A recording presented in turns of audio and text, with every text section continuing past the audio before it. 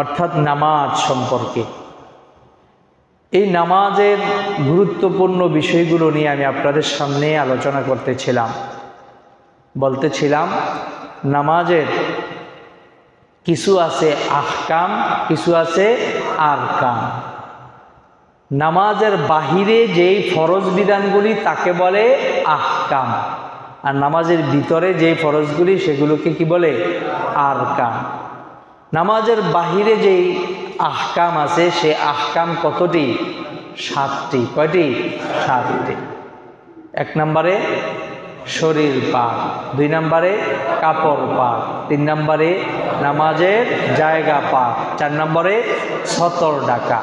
এই 4টার আলোচনা আমরা ইতিপূর্বে করছি না ভাই? সতর ডাকা পর্যন্ত গত জুমায় আমরা আলোচনা করেছি। এর পরেরটা কি? কেবলামুখী হওয়া। কেবলা কাকে বলা হয়? দেখেন, আমি কোনো ভূমিকা ছাড়া আলোচনায় ঢুকে গেলাম, কারণ আমাদের আলোচনাটা কি? ধারাবাহিক।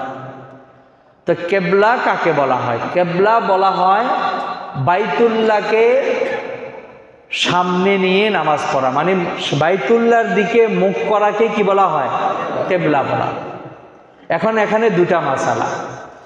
একটা মাসালা হচ্ছে, যেই মানুষ, যে সকল মুসলমানরা নামাজ যখন আদায় করে, ওই নামাজের সময় যদি সরাসরি বাইতুল্লাহকে সে দেখতে পারে, আল্লাহর ঘরটাকে যদি সে দেখতে পারে, তাহলে তার জন্যে ফরজ হচ্ছে সরাসরি বাইতুল্লাহর দিকে মুখ করে নামাজ পড়বে। কোন দিকে? সরাসরি বাইতুল্লাহটাকে সামনে নিয়ে মুখ করে কি করতে হবে? নামাজ পড়তে হবে। এই জন্য আপনারা দেখবেন, যারা হজ উমরায় গিয়েছেন তারা তো প্র্যাকটিক্যাল দেখেছেন, আর আমরা যারা দেশে আছি এখনো যেতে পারি নাই, আমরা বিভিন্ন ভিডিওর মধ্যে দেখছি যে কাবা শরীফের চতুর্পাশ দিয়ে মুসল্লিরা মুখ ঘুরে বসে, তারপরে তারা বাইতুল্লাহটাকে সামনে নিয়ে কি করে? নামাজ আদায় করে। কেন? এটা মাসআলাই হচ্ছে এটা, যে বাইতুল্লাহটা যখন আইনিভাবে সরাসরিভাবে কারো সামনে থাকে, তখন ওই বাইতুল্লাহটাকে সামনে নিয়েই মুখ করে নামাজ পড়তে হবে। ওই সময় আর কেবলার দিক অর্থাৎ পশ্চিম দিক খোঁজার কোনো দরকার নাই। আর আমরা যারা বাইতুল্লাহ থেকে অনেক দূরে আছি, আমাদের জন্যে মাসআলা হচ্ছে, আমরা বাইতুল্লাহ যেই দিকে, ওই দিকটাকে বলা হয় আমাদের দেশ হিসেবে কি? পশ্চিম দিক। ওই পশ্চিম দিকে মুখ করলে আমাদের ফরজ আদায় হয়ে যাবে, এবং আমাদের বাইতুল্লাহ দিকে মুখ করে নামাজ পড়ার যে মাসআলা, সে মাসআলা হয়ে যাবে। বলেন সুবহানাল্লাহ। আমার কথা নয়, আমার আল্লাহ কোরআনের মধ্যে সূরাতুল বাকারার মধ্যে বলেন, ফাওয়াল্লু ওয়ুজুহাকুম শাতরাহ। ও নবী, আপনি দুনিয়ার মানুষকে জানিয়ে দেন, বাইতুল্লাহকে আমি যখন কেবলা বানায়া দিলাম, এখন দুনিয়ার মানুষ যেই প্রান্তে থাকুক না কেন, ওই মানুষগুলি বাইতুল্লাহর দিকে মুখ করে নামাজ পড়লেই তার নামাজ যথেষ্ট হয়ে যাবে। সরাসরি সকল মানুষের জন্যে বাইতুল্লাহকে সামনে নিয়ে নামাজ পড়া জরুরি না। বলেন সুবহানাল্লাহ। আল্লাহ বলেন, ফাওয়াল্লু ওয়ুজুহাকুম শাতরাহ ওয়া মিন হাইসু খরাজতা ফাওয়াল্লু ওয়ুজুহাকুম শাতরাহ। তোমরা যে যেখানেই থাকো না কেন, তোমরা নামাজের সময় বাইতুল্লাহটাকে মুখ করে, ওই বাইতুল্লাহর দিকে মুখ করে যদি তোমরা নামাজ আদায় করো, তাহলে তোমাদের নামাজ আদায় হয়ে যাবে। বাইতুল্লাহর দিকে মুখ করার বিধান কি? ফরজ। কি? ফরজ। সেই ফরজ আদায় হয়ে যাবে। এখন আসুন, আপনি এমন এক জায়গায় গেলেন, ওই জায়গায় গিয়ে আপনি দিক কোনো ঠিক রাখতে পারতেছেন না, উত্তর কোনটা, দক্ষিণ কোনটা, পূর্ব কোনটা, পশ্চিম কোনটা খুঁজে পাচ্ছেন না। এখন আপনি নামাজের সময় এসে আপনি নামাজও পড়বেন, তাহলে আপনি কি করবেন? এই ক্ষেত্রে করণীয় হচ্ছে, আপনি যদি কাউকে জিজ্ঞাসা করে নিতে পারার কোনো সুরত থাকে, তাহলে ওই মানুষটাকে জিজ্ঞেস করে নেবেন যে এখানে পশ্চিম দিক কোনটা। এছাড়া যদি আপনি দেখেন কোনো মানুষ নাই কিন্তু মসজিদ আছে, তাহলে অবশ্যই মসজিদের মেহরাবটা কোন দিকে হয়? এই যেমন আমাদের মেহরাব এটা কোন দিকে আছে? পশ্চিম দিকে।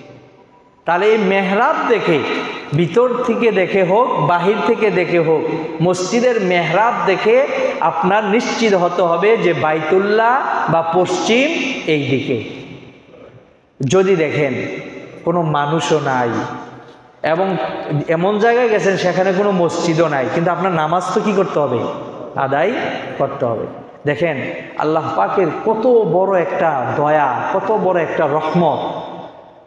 ইতিপূর্বে যত নবী রাসূল আল্লাহ পাঠাইছেন, ওই নবী রাসূলদের জন্য নামাজের বিধান ছিল, কিন্তু তাদের ওই নামাজ, তাদের ওই ইবাদত যে কোনো জায়গায় করলেই আদায় হইতো না।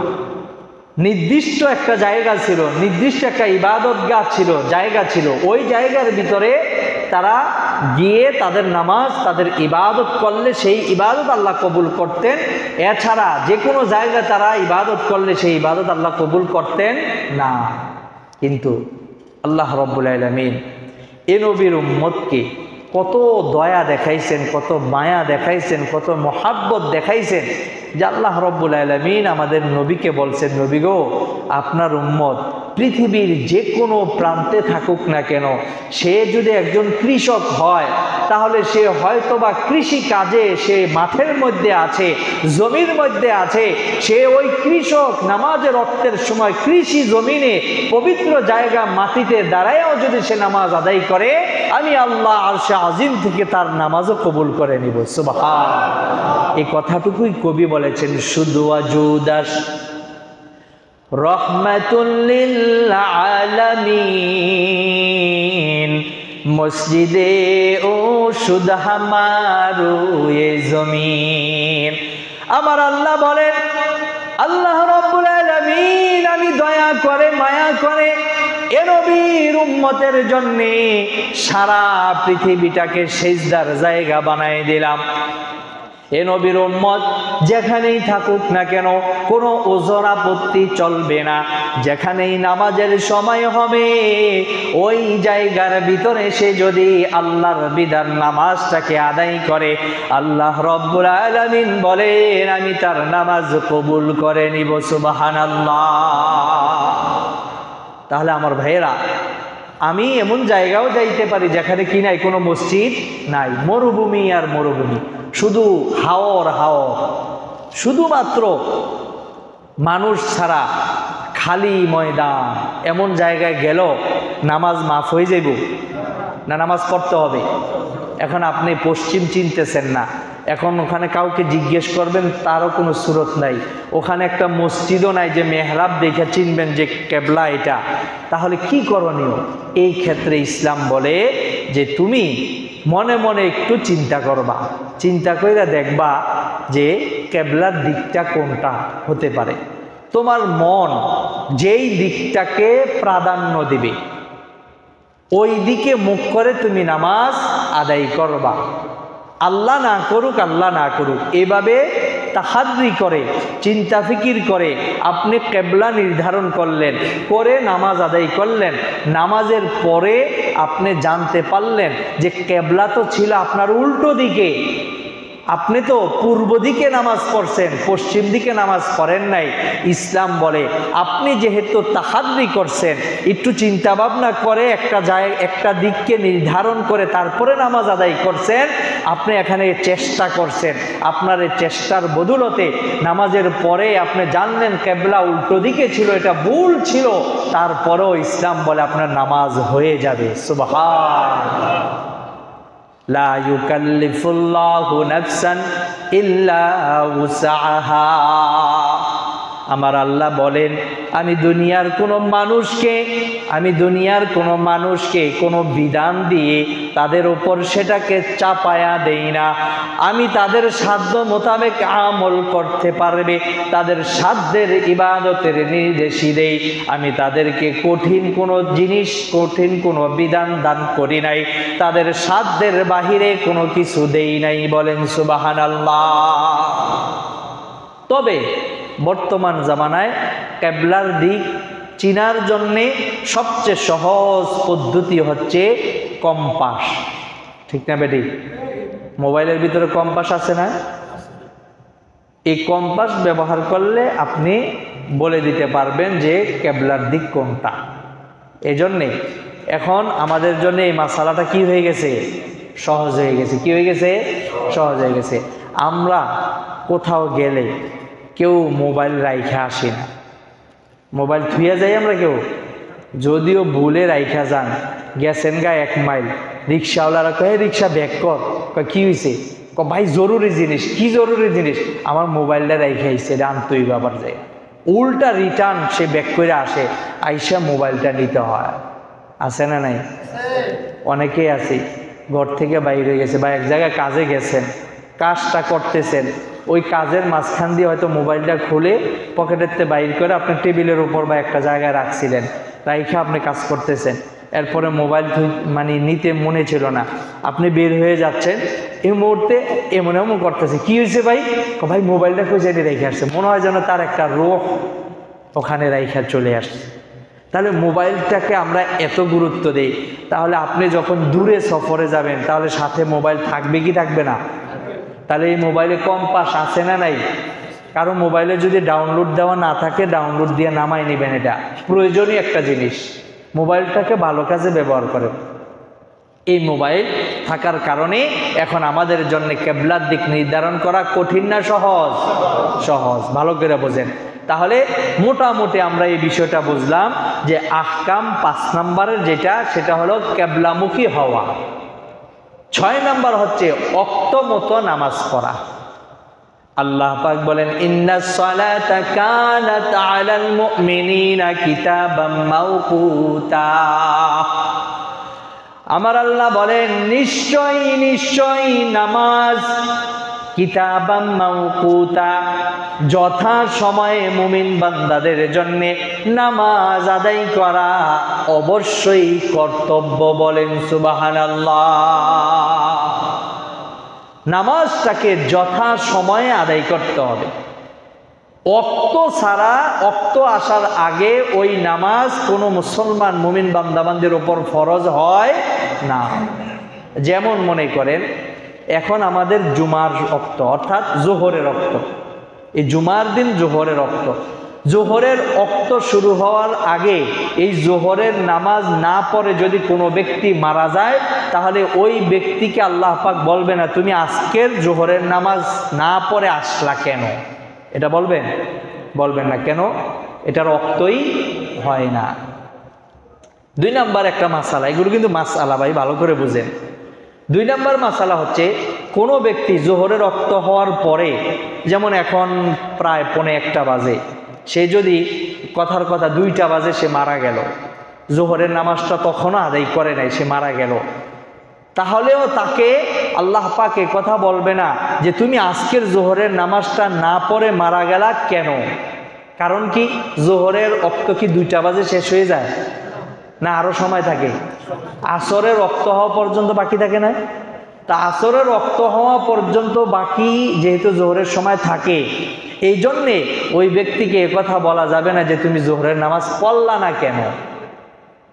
তাহলে ভালো করে বুঝেন, কোনো নামাজের ওয়াক্ত আসার আগে ওই নামাজের ব্যাপারে তার উপর ওই নামাজটা ফরজ হয় না, বা আল্লাহর পক্ষ থেকে তাকে বলা হয় না যে তুমি নামাজ পড়লা না কেন। পাশাপাশি ওয়াক্তের গুরুত্বটা কত গুরুত্বপূর্ণ এটা বোঝেন। কোনো ব্যক্তি একটা নামাজের ওয়াক্ত শুরু হইল, ওয়াক্তের শুরুতে সে নামাজটা পড়ে নেই, তারপরেও তাকে বলা হবে না যে এই তুমি নামাজটা পড়লা না কেন, কারণ সময় আরো বাকি আছে, সে আদায় করতে পারে, সম্ভাবনা আছে। এজন্য আমার ভাইরা, ওয়াক্ত ছাড়া ওই ওয়াক্তের নামাজ যদি কোনো ব্যক্তি আদায় করে ফেলে, তাহলে তার নামাজ আদায় হবে? হবে না। আসরের ওয়াক্ত আসার আগে যদি আমি আসরের নামাজ পড়ি হবে? মাগরিবের ওয়াক্ত আসার আগে আমি মাগরিবের নামাজ পড়লাম হবে? এশারের ওয়াক্ত আসার আগে আমি এশার নামাজ পড়লাম হবে না। এজন্যে এটা আলাদা একটা ফরজ যে ওয়াক্ত মতো নামাজ পড়তে হবে। এরপরে 7 নাম্বার হচ্ছে নামাজের নিয়ত করা। নামাজের কি করা? সবাই বলে নামাজের নিয়ত করা। এই নামাজের নিয়ত সম্পর্কে আমাদের অনেকের ভুল বুঝাবুঝি আছে।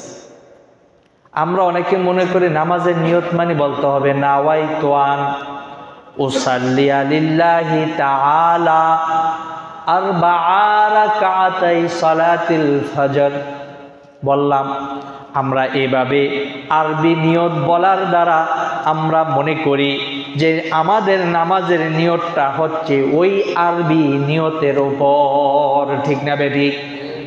আমার বন্ধুরা, আমার এক কলিগ, আমার এক বন্ধু, এক মসজিদের খতিব সাহেব, সে একবার নাকি তার মসজিদের ভিতরে এই নামাজের নিয়ত সম্পর্কে বলতে গিয়ে বলতেছিল নামাজের নিয়ত, নিয়ত মানে হচ্ছে মনের ইচ্ছা। আপনারা বলেন নিয়ত মানে কি? মনের ইচ্ছাটাকেই নিয়ত বলা হয়। এই আলোচনা করলেন। এরপরে তিনি বললেন আরবিতে যে আমরা নাওয়াইতু আন বলতে থাকি, এই নাওয়াইতু আন যদি আমরা না বলি তাহলেও আমাদের নিয়ত হয়ে যাবে। এভাবে যখন তিনি মুসল্লিদেরকে বুঝাইতে লাগলেন, এর মধ্য থেকে একজন ভদ্র মানুষ, শিক্ষিত মানুষ, জেনারেল শিক্ষিত মানুষ দাঁড়ায় গিয়ে বলেন হুজুর আমার একটা প্রশ্ন। আমার প্রশ্ন হচ্ছে আপনি যেই নিয়তের কথা বলতেছেন, আপনি বলতেছেন মনে মনে নিয়ত করলেই সেই নিয়ত যথেষ্ট, মুখে আরবি নিয়ত নাওয়াইতু আন বলা লাগবে না। আপনার এই কথা আমি মানি না, মানব না। ইমাম সাহেব, খতিব সাহেব বললেন কেন? তিনি বললেন যে আমি সারা জীবন আমার বাপ দাদাদেরকে দেখে আসছি, তারা নিয়ত মানি নাওয়াইতু আন এই নিয়ত কইরেই তারা নামাজের মধ্যে দাঁড়ায়। আমাদের বাপ দাদাদের এই কাজটাকে আমি আপনার কথায় ছাড়তে পারবো না। তর্কে বিতর্কে জড়ায় গেল। ইমাম সাহেবকে তখন উল্টো সে প্রশ্ন করতেছেন যে আপনি বলুন নিয়ত করা লাগবে কি লাগবে না? ভালো করে বোঝেন, প্রশ্নটা করছে কি নিয়ত করা লাগবে কি লাগবে না। আসলে ইমাম সাহেব কি একথা বলছেন যে নিয়ত করা লাগবে না, একথা বলছেন? নাকি বলছেন মনে মনে যে আপনি ইচ্ছা করলেন, নিয়ত করলেন, ওই নিয়তটাই আসল নিয়ত, মুখে আপনি বলেন আর না বলেন আপনার নিয়ত যথেষ্ট মনেরটাই। তাহলে ইমাম সাহেব তো এই কথা বলে নাই যে নিয়ত করা লাগবে না, কিন্তু সে প্রশ্ন করতেছে আপনি বলেন নিয়ত করা লাগবে কি লাগবে না। হয়তো ইধার না হয় উদার, কিন্তু আপনি যেই কথা বলতেছেন সেটা আমি মানি না। আমার ভাইয়েরা, ইসলাম তো এত কঠিন না, এত কঠিন না। হাদিসের ভিতরে আসছে ইন্নামাল আমালু বিন্নিয়াত, প্রতিটা আমল নির্ভর করে মানুষের মনের ইচ্ছার উপর, মনের নিয়তের উপরে। আপনি একটা ভালো কাজের নিয়ত করলেন, এই নিয়তটা কেন করলেন? আল্লাহকে সন্তুষ্ট করার জন্য। কাকে সন্তুষ্ট করার জন্য? আল্লাহকে সন্তুষ্ট করার জন্য। তো এই যে আল্লাহকে সন্তুষ্ট করার জন্য যে আপনি একটা মনে মনে একটা ভালো কাজের নিয়ত করেন, এই ভালো কাজের নিয়তটা এটা মনের ইচ্ছাটাই যথেষ্ট। আলাদা কইরা আপনার এটাকে নতুন করে মুখ দিয়ে বলাটা জরুরি না। হ্যাঁ, মুখ দিয়ে যদি আপনি বলেন তাহলে বলতে পারেন, এতে কোনো নিষেধ নাই, কিন্তু মুখের উপর নির্ভরশীল না, মনের নিয়তটাই আসল। তার প্রমাণ কি? মাসআলা। সামনে কুরবানি আসতেছে না আমার ভাইয়েরা? আমার কথা বুঝেন আপনারা? একটু হাই হুতাশ কইরেন, তাহলে বুঝবো যে আপনারা শুনতেছেন মনোযোগ দিয়া। সামনে কি আসতেছে? কুরবানি। কুরবানির পশু জবাই দেওয়ার সময় কি বলতে হবে? বিসমিল্লাহি আল্লাহু আকবার, মানে আল্লাহর নাম নিয়ে আল্লাহু আকবার বইলা তারপরে এটা কি করতে হবে? কুরবানি দিতে হবে। যদি আল্লাহর নাম না নিয়া কুরবানি দেয় তাহলে সেই পশু হালাল না হারাম? হারাম। এটা হলো স্বাভাবিক মাসালা। তবে ফোকাহায়ে কেরামগণ ফতুয়া দিয়েছেন, মাসআলা উল্লেখ করেছেন, যদি কোনো মুসলমান ইমানদার ব্যক্তি সে কোনো একটা পশু জবাই দেওয়ার ক্ষেত্রে ভুলে যায়, বিসমিল্লাহ কি ভুলে যায়, তাহলে বিসমিল্লাহ ভুলে গিয়েও যদি সে জবাই দিয়ে দেয় তারপরেও তার ওই পশু জবাইটা হালাল হয়ে যাবে। বলেন সুবহানাল্লাহ। কেন? কারণ তার মনের মধ্যে তো কে আছে? আল্লাহ আছে। সে এক আল্লাহকে বিশ্বাস করে, সে তো শিরিক করে না, আল্লাহকে বিশ্বাস করে, সে কালিমাকে বিশ্বাস করে এবং সে ইসলামের উপরে আছে, আমল সব ঠিক আছে। সুতরাং সে যখন জবাই করতেছে, ওই জবাইয়ের মধ্যে সাময়িকভাবে হয়তোবা সে ভুলে গিয়েছে, কিন্তু তার দিলের ভিতরে তো আল্লাহর নাম আছে। এজন্যে ধরে নেওয়া হবে যে তার মনের ভিতরে যেহেতু আল্লাহর নাম আছে, এজন্যে ওই জবাই তার হালাল হয়ে যাবে, ওই পশুটা তার জন্য হারাম হবে না। বলেন সুবহানাল্লাহ। তবে এটা সবার ক্ষেত্রে না, বিশেষ বিশেষ ইমানদার মুমিন বান্দাদের ক্ষেত্রে এই মাসালা। এখন আসুন, তাহলে এই মাসালা যেহেতু সঠিক, তাহলে আপনি যে মনে মনে নিয়ত করে আপনি এক নামাজের মধ্যে আল্লাহু আকবার বলে নামাজে দাঁড়ায় গেলেন গা, নাওয়াইতু আন বললেন না, তাহলে আপনার নামাজ হবে কি হবে না? আওয়াজটা বলেন, আওয়াজটা বলেন। এই মাসালা ক্লিয়ার? তাহলে আমরা এই পর্যন্ত আলোচনা করলাম কিসের? নামাজের আহকাম। নামাজের আহকাম সম্পর্কে। আহকাম কয়টা? 7টা। কয়টা? 7টা। বলেন তো। 1 নাম্বার শরীর পাক, 2 নাম্বার কাপড় পাক, নামাজের জায়গা পাক, সতর ডাকা, কেবলামুখী হওয়া, উক্ত মতো নামাজ পড়া, নামাজের নিয়ত করা। মুখস্থ করে ফেলবেন। এগুলো জরুরি কি জরুরি না? জরুরি। নামাজ শুরু করার আগে এই বিষয়গুলো সব ঠিকঠাক করতে হবে। একটা যদি সমস্যা হয়ে যায় নামাজ হবে? নামাজ হবে না।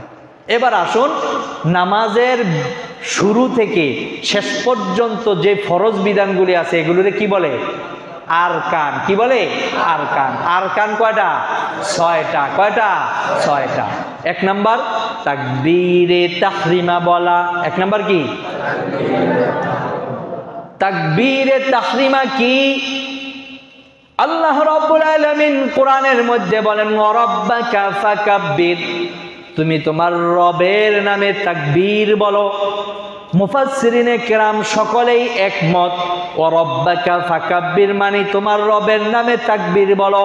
এর অর্থ হচ্ছে নামাজের শুরুতে আমরা যেই জবান দিয়ে বলি আল্লাহু আকবার, আল্লাহু আকবার, আল্লাহ মহান, আল্লাহ সবচেয়ে বড়, এই আল্লাহু আকবার নামাজের শুরুতে প্রথমবার যেই তাকবীরটাকে দেই, এই তাকবীরটাকেই এই আয়াতের মধ্যে বোঝানো হয়েছে। বলেন সুবহানাল্লাহ।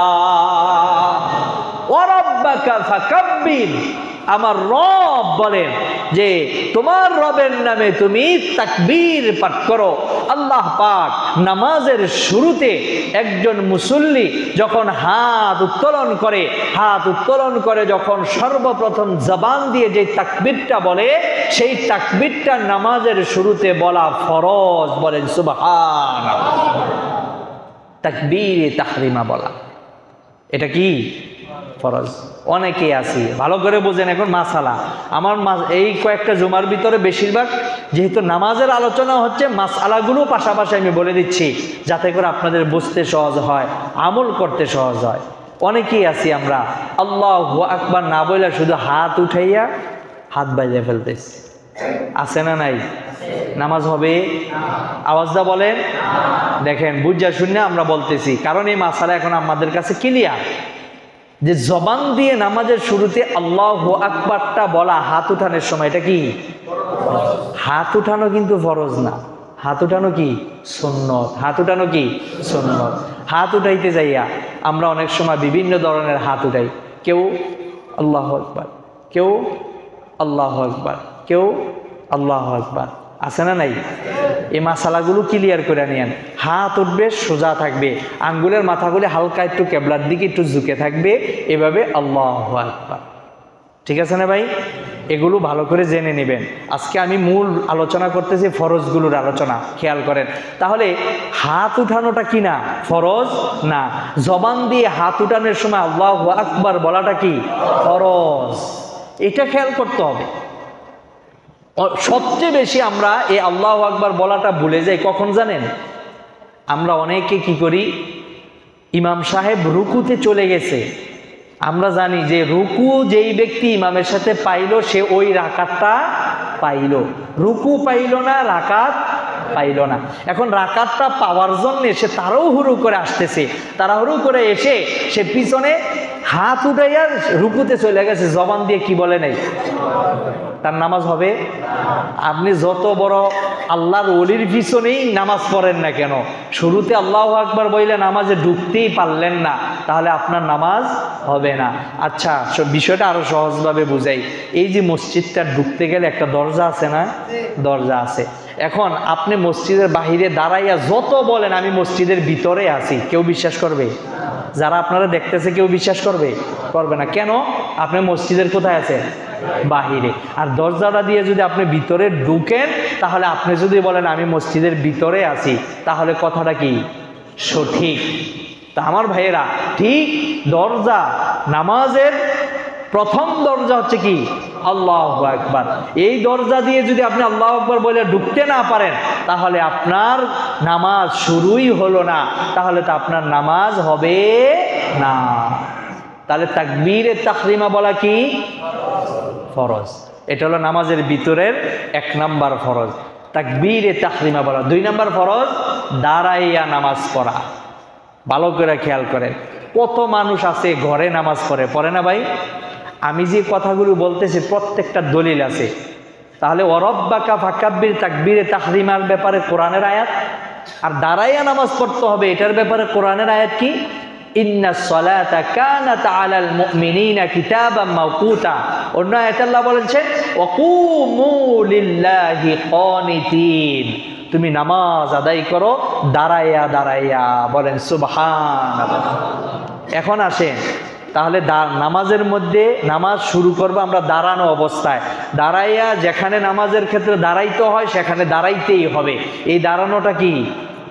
আওয়াজটা বলেন ফরজ। এটা কি? ফরজ। এবার আসুন, আমরা অনেকেই মনে করি যে দাঁড়াইয়া নামাজ পড়লে ডাবল সোয়াব, আর যদি বৈশা নামাজ পড়ি তাহলে অর্ধেক সোয়াব, কিন্তু নামাজ হয়ে যাবে, এটা আমরা অনেকে ভাবি। কিন্তু আপনার এই চিন্তা সঠিক না। কেন? আপনার এই চিন্তাটা হলো নফল নামাজের ক্ষেত্রে। কোন নামাজ? আওয়াজটা বলেন। ফরজ নামাজ, ওয়াজিব নামাজ, সুন্নতে মুআক্কাদার নামাজ, এগুলোর মধ্যে দাঁড়ানোটা ফরজ। দাঁড়ানোটা কি? ফরজ। আর যত নফল নামাজ আছে, নফল নামাজের মধ্যে দাঁড়ানোটা কি না? ফরজ না। তবে হ্যাঁ, কোনো ব্যক্তি যদি নফল নামাজ বৈশা নামাজ পড়ে, তাহলে তার নামাজ হয়ে যাবে, কিন্তু সওয়াব হবে দাঁড়ায়া পড়ার চেয়ে অর্ধেক সওয়াব। কোন নামাজ এটা? নফল। ভালো করে বুঝেন, পেছ লাগাইন না।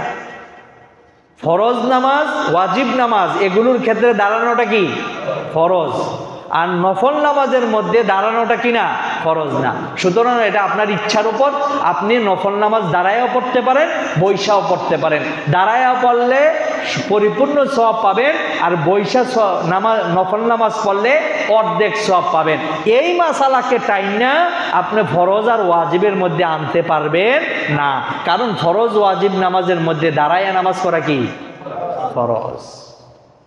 অনেকেই আছি এই মাসালার প্রেক্ষিতেই ঘরে নামাজ পড়ে, শরীরটা আজকে একটু কেমন কেমন জানি লাগে, সুতরাং আজকে নামাজটা একটু বৈশাই পড়ে ফেলি। বৈশাই সে নামাজ শুরু করলো, বৈশা নামাজ শেষ করে দিতেছে। নামাজ হবে? ভালো করে বুঝে। হ্যাঁ, আপনি যদি এত মাজুর হন, এত অসুস্থ হন যে আপনি 10 সেকেন্ডের জন্য দাঁড়ানোর ক্ষমতা আপনার নাই, তাহলে আপনি কি করতে পারবেন? বৈশা নামাজ পড়তে পারবেন। ভালো করে বোঝেন, মানে আপনি দাঁড়ানোর একটু সময়ের জন্য দাঁড়ানোর শক্তি আপনার নাই, তাহলে আপনি বৈশা নামাজ পড়লে আপনার নামাজ হয়ে যাবে। আপনি যেহেতু এখন দাঁড়ানোর প্রতি অক্ষম, আল্লাহ পাক বলেন লা ইউকাল্লিফুল্লাহু নাফসান ইল্লা উসআহা, বান্দা বান্দিকে তার সাধ্যের বাহিরে আমি কোনো জিনিস চাপিয়ে দেই না। এখানে মাসালা ভালো করে বোঝেন। দাঁড়ানোটা এত গুরুত্বপূর্ণ কেন? এটা ফরজ বিধান। যদি আপনি পাশে একটা দেয়াল আছে, দেয়ালের পাশে আপনি দাঁড়াইলেন, ওখানে একটু আপনি হেলান দিয়েও যদি আপনি দাঁড়াইতে সক্ষম হন, ইসলাম বলে তারপরও সে যতটুক সময় হেলান দিয়ে দাঁড়াইতে পারে ততটুক সময় হলো সে দাঁড়াইয়া নামাজটা শুরু করবে। এরপরে যদি একান্ত আর না পারতেছে, তাহলে যখন থেকে তার বসে যাওয়ার মতো সুরত তৈরি হয়ে গেছে, তখন সে আর না দাঁড়াইলেও চলবে, সে আস্তে আস্তে কি করবে, বসে যাবে। তাহলে দাঁড়ানোর বিধানটা কি? এই জন্য এটা কোনোভাবেই ছাড়া যাবে না। আপনার সাধ্য যতক্ষণ আছে ততক্ষণ সেটা আপনার পালন করতেই হবে, অন্যথায় আপনার নামাজ হবে না। প্যারা হাজরিন, কথাগুলি কিন্তু মনে হচ্ছে যে আমরা জানি, হুজুর তো জানা বিষয়গুলো আলোচনা করে। আপনি আমি জানি কয়টা মাসালা জানেন ভাই নামাজের? 2 রাকাত নামাজ পড়তে গেলে 200টা মাসালা লাগে। কয়শো মাসালা? তাহলে আমি 200 মাসালা আপনাদেরকে কবে বলবো, আর কবে আপনারা মুখস্থ করবেন, আর কবে শেষ করবেন? সম্ভব? এই জন্য মাসালা, নামাজের মাসালাগুলি, যেমন পাকিস্তানের বর্তমানে জাস্টিস, সবচেয়ে বড় একজন বিচারক আলেম আল্লামা তাকি ওসমানী দামাত বারকাতুম আলিয়া, এখনো বেঁচে আছেন। ওনার আব্বাজান ছিল সারা এশিয়ার ভিতরে সবচেয়ে বড় মুফতি, যাকে মুফতি আজম মুফতি শফি রহমতুল্লাহ আলাই, যিনি ইন্তেকাল করেছেন। তো মুফতি শফি রহমতুল্লাহ আলাই, তিনি তার কিতাব আছে, ওই কিতাবের ভিতরে নামাজের মাসালা লিখতে গিয়ে এক জায়গায় তিনি লিখছেন যে আমি প্রতিদিন যখন নামাজ পড়ি, নামাজটা শেষ করে আমি আবার আমার কুতুবখানায় যাই, আমার কিতাবের ঘরে যাই, গিয়ে আমি সেই কিতাবটা খুলে না আমি নামাজটা কিভাবে পড়লাম সেই নামাজটা সেখানে মিলাইতে চাই, মিলাইয়া দেখি যে আমার নামাজটা কি আসলে রসুলের সুন্নাহ মোতাবেক হয়েছে কি হয় নাই। কারণ নামাজের শত শত মাসআলা, এই শত শত মাসআলার মধ্য থেকে না জানি কোনটা ছুটে গিয়েছে, এবং সেই ভুলের সাথে যেন আমার নামাজ না হয়, এজন্য আমি সব সময় আমার নামাজ কিতাবের সাথে মিলাইয়া পড়ার চেষ্টা করি। বলেন সুবহান। আর আমি আর আপনি কোনো মতো সাথে আইয়া 2টা সিজদা দিয়া কিভাবে আবার যাব এই চিন্তা আছে, নামাজটা হইল কি হইল না এই চিন্তা আমাদের নাই, আছে নাই। প্যারা হাজিরিন, আসলে নামাজকে যে যত বেশি মূল্যায়ন করবে তার জীবন তত সুন্দর হবে। এই নামাজ মানুষকে সর্বপ্রকার গুনাহ থেকে বাঁচায়, এই নামাজ মানুষের ঈমানকে মজবুত করে, এই নামাজ মানুষের জীবনের পরিবর্তন ঘটায়। সুতরাং নামাজটাকে আমরা যে যত বেশি পাবন্দি করব, গুরুত্ব দিব, আমাদের জীবন দুনিয়া আখিরাত সবচেয়ে বেশি সুন্দর হবে নামাজের দ্বারা। ঠিক না বেঠিক? কাল কিয়ামতের ময়দানে সর্বপ্রথম কোন ইবাদতের হিসাব নেবেন? আউয়ালু মা ইউহাসাবু বিহিল আবদু ইয়াউমাল কিয়ামাতিস সালাহ। কিয়ামতের দিন সর্বপ্রথম নামাজের হিসাব হবে। ইযা সলুহাত সলুহা সাইরু আমালি, যদি তার নামাজ সব ঠিকঠাক ভাবে উত্তর দিতে পারে, হয়ে যায়, তাহলে তার অন্যান্য আমলগুলো সঠিক হয়ে যাবে। আর যদি তার নামাজের মধ্যে সে ধরা খেয়ে যায়, অন্য আমলগুলোতেও সে আটকিয়ে যাবে।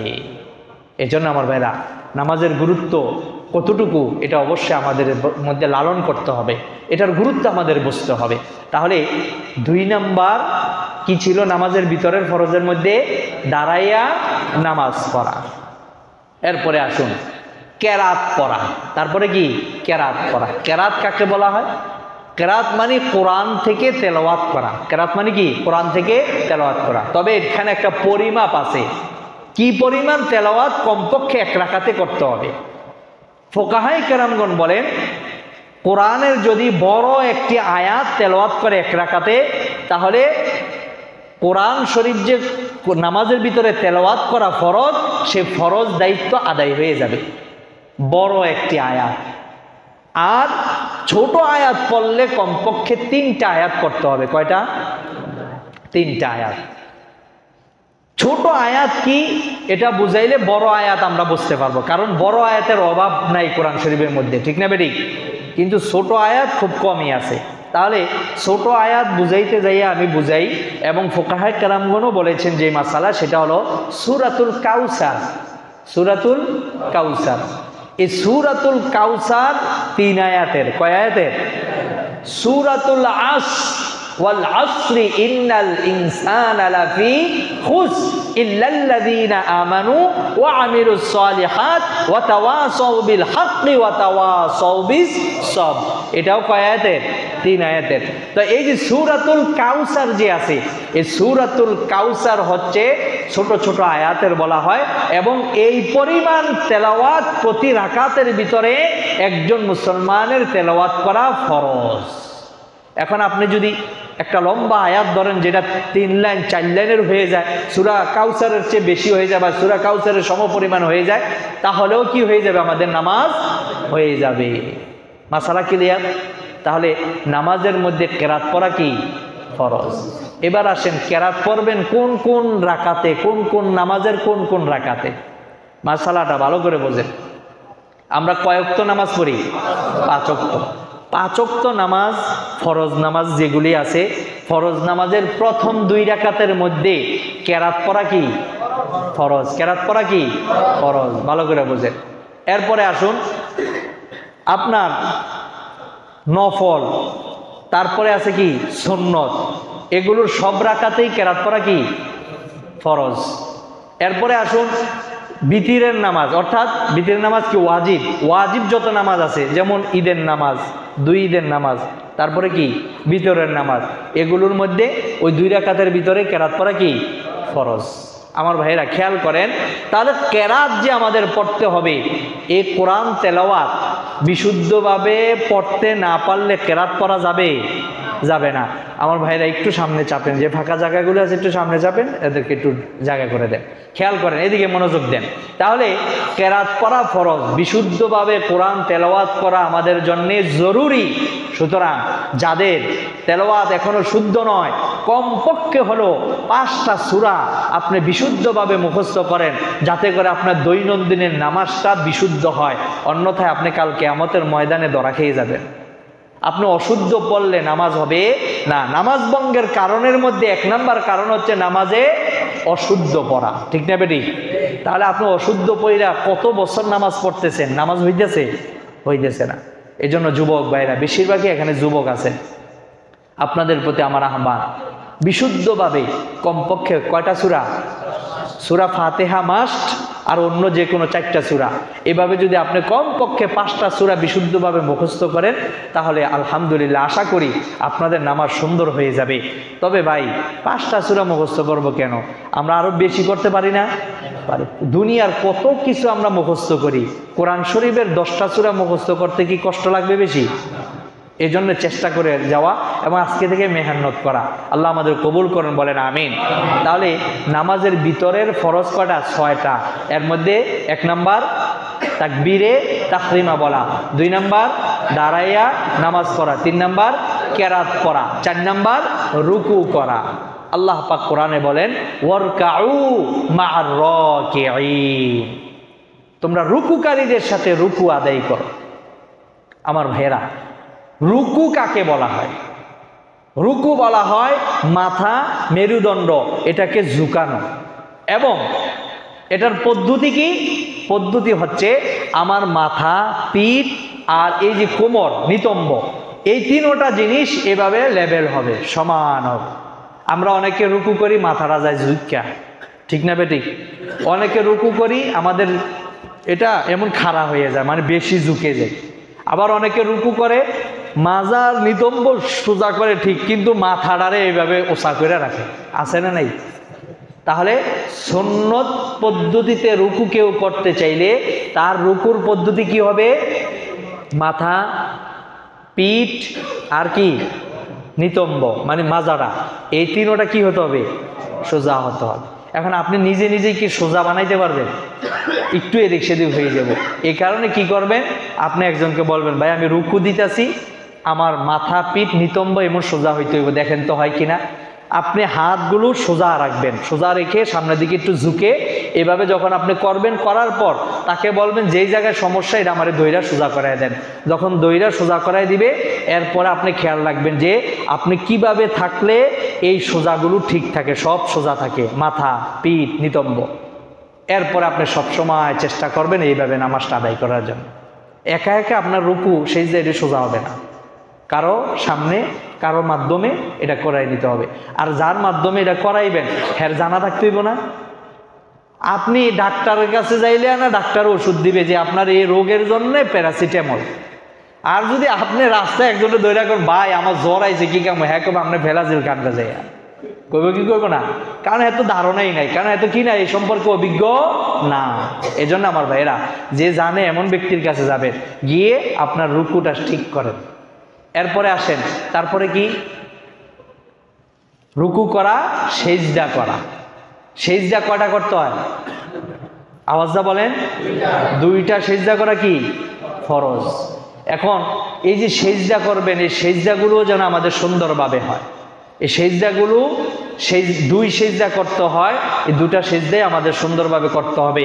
আমাদের কপাল এবং নাক এই দুইটা জমিনে লাগাইতে হবে সেজদার মধ্যে। এই দুইটা দিয়ে সেজদা করা ফরজ। এই দুইটা দিয়ে সেজদা করা কি ভাই? ফরজ। এখন আপনি কপাল দিয়ে, ওজোর ছাড়া শুধু কপালটা দিয়ে আপনি সেজদা করলেন, নাক লাগান না, আমার নাকটা নরম, আমার নাকে যদি কোনো ব্যথা পাই, এই জন্য নাকটারে ওসায় রাইখা আপনি কপাল দিয়ে খালি সেজদা করলেন, নামাজ হবে না। তাহলে ফরজের কথা বলতেছি, খেয়াল করেন। তাহলে 4 নাম্বার কি? 2 সেজদা করা।